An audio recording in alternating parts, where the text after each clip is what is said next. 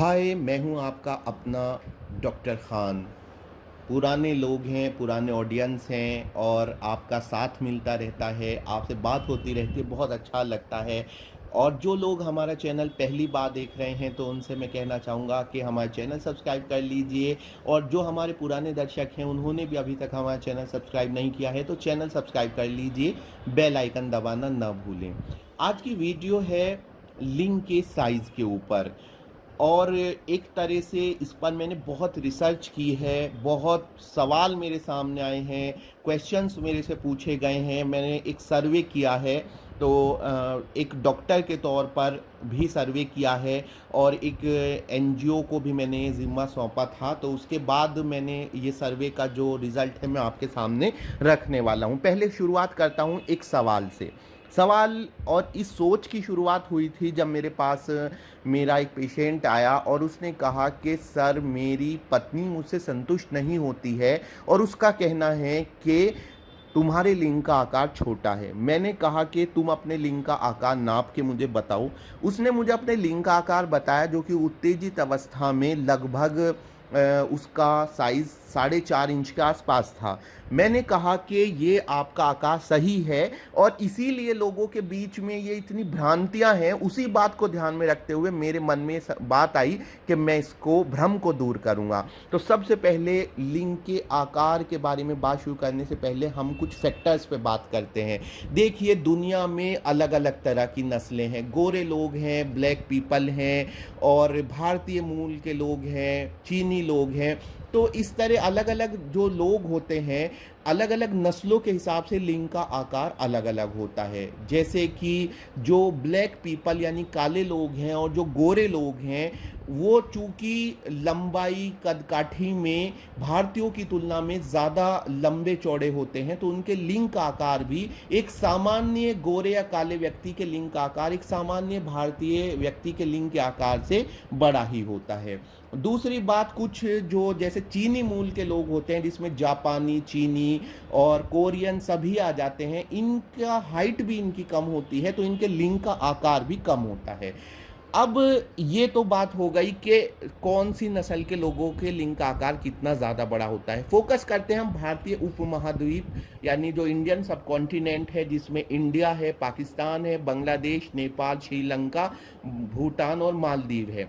तो ये जो हमारा भारतीय उपमहाद्वीप है, इसमें लिंग का सामान्य आकार कितना होता है। तो इसमें जो लिंग का सामान्य आकार होता है, उसके लिए अलग अलग सर्वे कराए गए।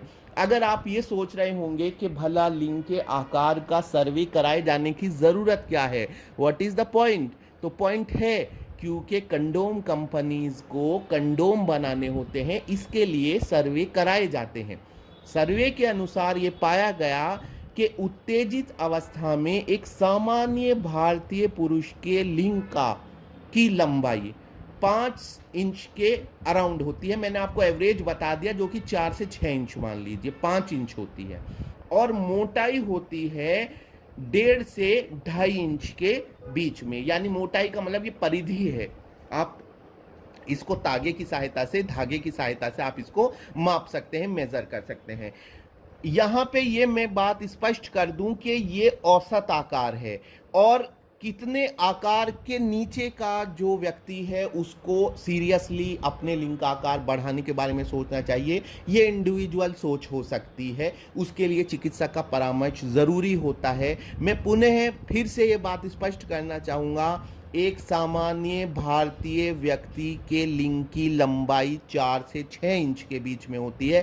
4 से कम इंच अगर उत्तेजित अवस्था में लिंग की लंबाई है तो उसे कम माना जाएगा, और 6 से ज़्यादा है तो उसको ज़्यादा माना जाएगा।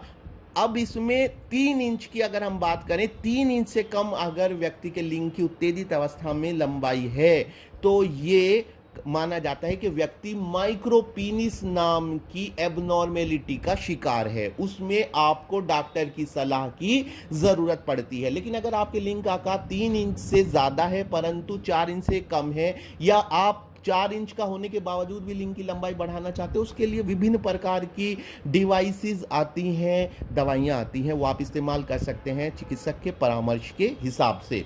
और मोटाई भी मैंने आपको बताया 1.5 से 2.5 इंच। अब इस वीडियो को मैं कंक्लूड कर रहा हूँ, उससे पहले मैं आपको इसका तरीका बता देता हूँ कि जब आप लिंग की लंबाई या मोटाई नापें तो कैसे नापें। लिंग की लंबाई नापने का तरीका ये है कि आप एक धागा लें, लिंग को पूर्णतः उत्तेजित करें और उसके जो रूट पार्ट है वहाँ से जो उसका यूरेथ्रल ऑरिफिस होता है, जो मूत्र का छिद्र होता है, वहाँ तक नापिए और फिर उस धागे को स्केल पर नाप लीजिए। सेम यही तरीका आप लिंग की परिधि यानी सरकमफेरेंस नापने के लिए भी इस्तेमाल करेंगे। लिंक मैंने आपको डिस्क्रिप्शन बॉक्स में दे दिए गए हैं, जो विभिन्न सर्वे के लिंक है, आप वहाँ पे पूछ सकते हैं, वहाँ पे चेक कर सकते हैं। और कमेंट सेक्शन में आप कोई भी डाउट है मुझसे पूछ सकते हैं। मैं हूँ आपका अपना डॉक्टर खान और ऐसे ही मुलाकात होती रहेगी।